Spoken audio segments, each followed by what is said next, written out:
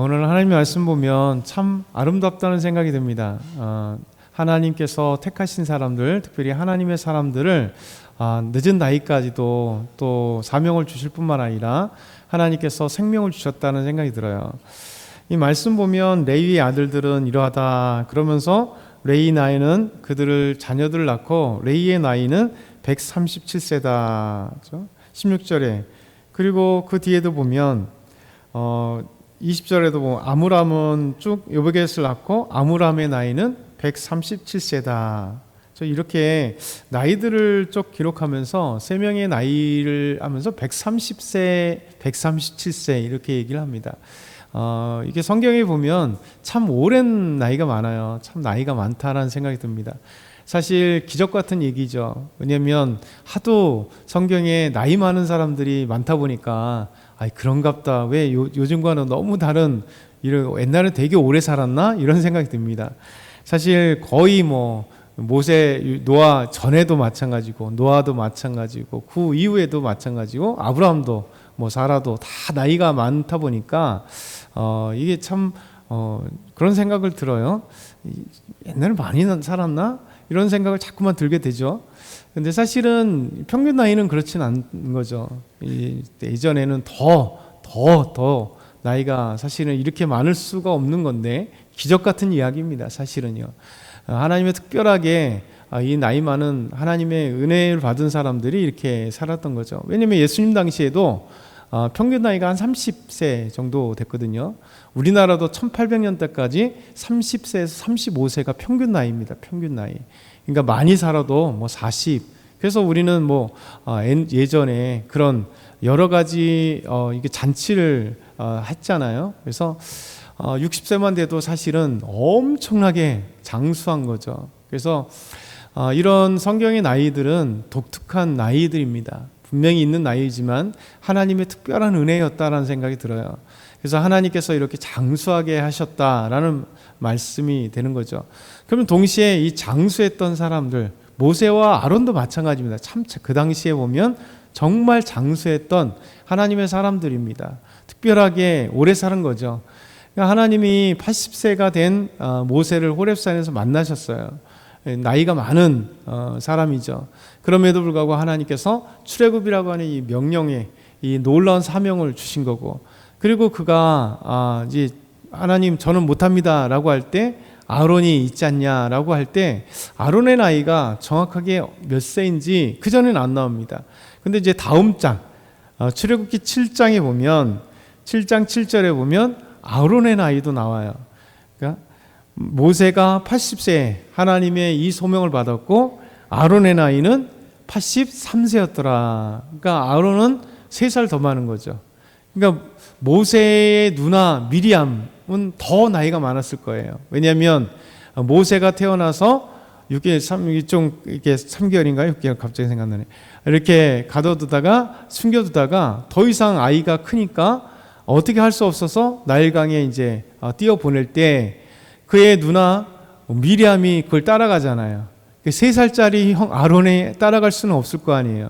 근데 그보다 더 나이가 많았을 거예요. 미리암의 나이는 안 나오니까요.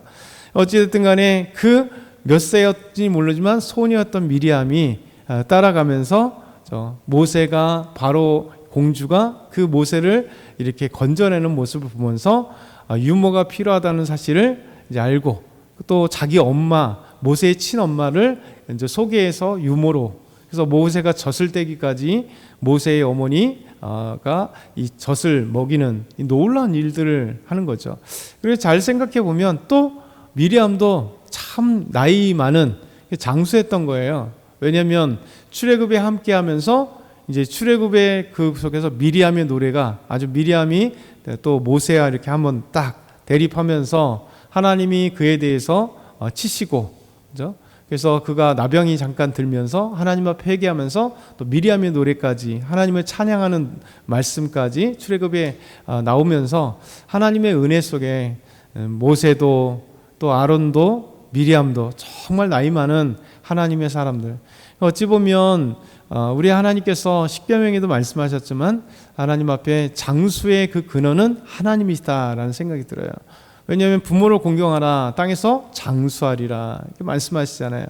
그러면서 하나님께서는 항상 하나님의 사람을 때로는 장수의 복도 하나님 허락하시고, 또 나이가 적어도 분명히 하나님의 사람이라 할지라도 하나님의 그 시간은 우리가 모르니까 때로는 나이가 적어도 하나님이 거기까지 사용하시고, 나이가 많아도 하나님 거기까지 사용하시는 것은 생명의 주관자는 하나님이시다라는 생각이 듭니다.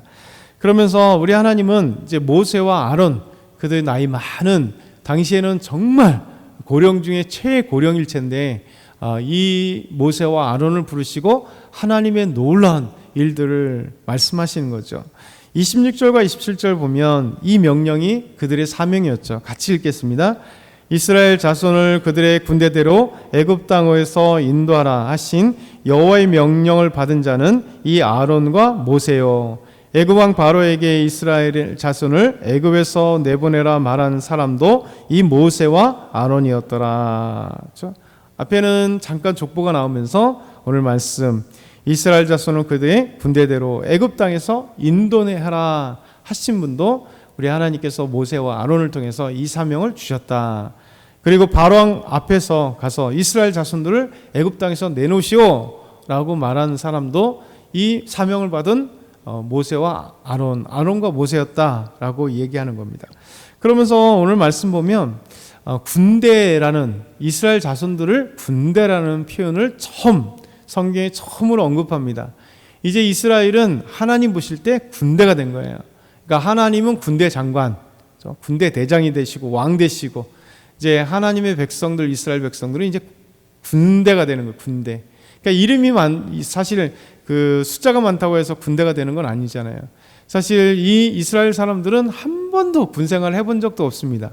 왜냐하면 애굽 땅에 들어가서 군사로 키워지거나 군사로 복무하거나 군사훈련을 본 적도 없어요. 근데 하나님은 이들을 통해서 군대다 이렇게 표현하고 있습니다. 그리고 출애굽할 때는 마찬가지입니다. 출애굽기 12장 41절에도 보면 430년이 끝나는 그날에 여호와의 군대가 다 애굽 땅에서 나왔은즉 이렇게 얘기합니다. 이스라엘 백성들이 나오는데 하나님이 여호와의 군대라 이렇게 합니다. 이제는 출애굽해 나갈 때 하나님이 이스라엘을 군대로 사용하시는 거예요. 그래서 하나님이 그들이 전쟁 가운데도 한 번도 전쟁하지 않았던 사람일지라도, 여러분 그들이 무슨 전쟁에 훈련도 안 받았는데 출애굽하고 나서 시내산 가까이 갔을 때 아말렉 사람들이 와서 싸우잖아요. 그들이 한 번도 전쟁해 본 적도 없고 싸움 무기도 없습니다. 아마 그들은 가지고 나가는 게 어떤 막대기 하나 이런 거 가지고 나갔을 거예요. 왜냐하면 무기가 전혀 없었거든요. 그러면서 그들이 나갔을 때 하나님의 도움 없이는 안 되는 군대예요. 그래서 하나님께서 모세가 손을 들면 이기게 하시고, 손이 힘들어 내리면 그들이 지게 된 이유는, 실상은 팔이 내려졌을 때는 이스라엘의 그 본연적인 모습이에요. 그들은 인원수밖에 없어요. 싸움 무기도 없고, 그들은 훈련 받아본 적도 없고, 전쟁에 해본 적도 없고, 그냥 애굽에서 시키는 일이나 하다가 람셋 짓고 이런 어떤 비돔 짓고 이런 것밖에, 노동으로 한 것밖에 없거든요. 노동으로 다져진 몸이라도 전쟁하고는 아무 상관없어요. 그런데 하나님께서는 그들을 군대로 사용하시고, 이제 이스라엘 백성들은 하나님이 가라 하시면 가는 군대예요. 누가 승리하게 하세요? 하나님. 인생에 하나님께서 우리에게 군대라 말씀하시잖아요. 너희를 군대라, 이렇게 우리에게도, 그리스도인들도 군대라, 군사라 표현합니다. 이게 우리 단순하게 그냥 전쟁에 나가서 싸우는 군사가 아니라 하나님이 우리의 군대 대장이 되신다는 거예요. 쥐관이 어떤 애에 따라 완전히 판도가 달라지잖아요. 그러니까 하나님은 우리에게 엄청난 인생의 전쟁 가운데 우리를 하나님의 군대로, 하나님의 일을 감당하는 믿음의 군대를 사용하시고, 그리고 그 믿음은 하나님께서 역사하시고 은혜 주시고 함께 해주실 때 놀라운 일들을 경험하잖아요. 그래서 우리는 그 군대로서 하나님이 하라시는 대로 순종하면 나가면요, 이기게 돼 있어요. 그렇죠? 믿음의 일도 이기게 되고 우리 삶의 일도 우리 이기게 됐단 말이죠. 그래서 이렇게 군대라 표현하는 것은 참 아름답다는 생각이 듭니다. 군대의 요건도 아무것도 갖추지 않았는데 하나님은 그들을 향하여 군대다, 저와 여러분도 마찬가지잖아요. 믿음의 군대, 우리가 믿음으로 싸울 수 있는 뭐가 있어요? 아무것도 없잖아요. 그런데도 하나님이 가라 하시면 내 순종하고 갈 때 기적이 일어나는 거예요. 그렇죠? 우리가 하는 게 아니라, 그러니까 우리는 순종하여 갈 때 두렵죠. 근데 하나님이 우리 군대 대장 되셔서 항상 하나님은 싸움 속에, 그렇죠? 앞장서 가세요. 그리고 이스라엘 역사가 이제 왕조가 세워져도 하나님이 군대 가서 싸울 때 하나님이 먼저 쳐보시고요. 히스기야 18만 5천 사내들이 왔을 때 히스기야가 나가 싸운 게 아니라 하나님이 그들을 그래서 히스기야가 승리하게 하고 사내립이 그냥 주랭냥 쳐 도망가게 만드는 것이요.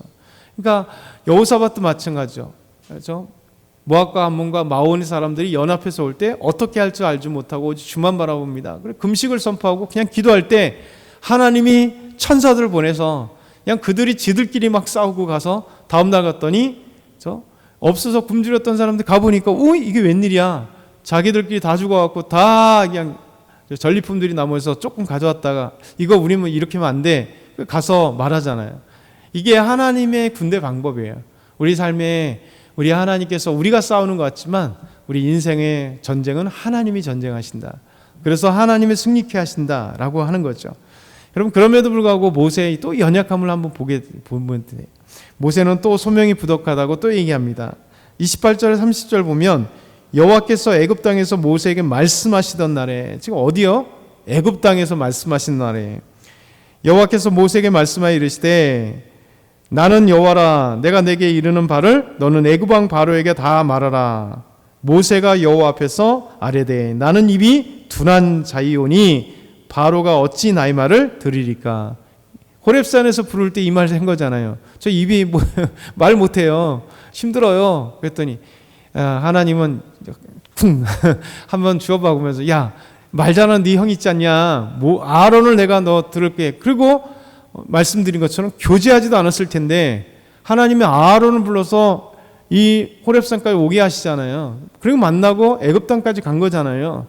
근데 애굽 안에서 다시 모세는 입이 둔해요. 제 말을 어떻게 듣겠습니까? 이렇게 얘기하는. 내일 이제 8장에 보면 이제 하나님이 또 아론을 언급하는 모습이에요. 이 말씀이 그 전의 말씀이 아니라 어디서 이 말을 했냐라고 애굽 땅이라고 분명히 얘기하기 때문에 두 번에 반복되는 얘기예요. 그래서 하나님께서 우리에게 군대라 표현하시면서도 이 모세를 보면서 이 모세 하나님의 이 엄청난 사람도 이 연약함의 모습을 이렇게 처음에 많이 보여줬구나. 그렇죠? 우리의 모습이 될 거죠. 우리가 얼마나 힘이 되고 용기가 되겠어요. 그죠? 하나님 직접 만나고 기적을 베풀고 엄청나게 했어도 이 연약함의 이 모세, 그런데 하나님이 들어서 그와 동행하면서 힘 주시면서 사용하신다는 것. 그러니까 저와 여러분도 오늘도 믿음으로 승리했으면 좋겠어요. 우리는 약하나 하나님은 강하십니다. 아멘.